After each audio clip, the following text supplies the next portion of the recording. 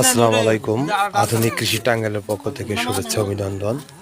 আজকে আপনারা দেখতে পাচ্ছেন বাড়ির আঙিনার স্ল্যাব থেকে খুদে মৌমাছি বাক্সবন্দি করলাম।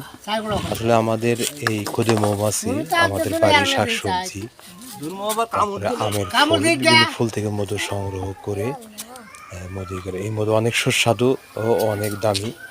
তো আপনারা দেখতে পাচ্ছেন কত সুন্দর 5টি মৌচাক এই চাক করেছিল। ওখান থেকে বক্সে বন্ধ করতেছি। তো আমি বলবো যে প্রত্যেক বাড়ির আঙিনায় একটি করে দেশি মৌমাছির চাক, মৌমাছি পালন করলে দেখা যায় যে নিজেদের পরিবারের মধুর চাহিদা এবং কি পরাগায়নের ফলে শাকসবজি ফসল অনেক উৎপাদন হয়।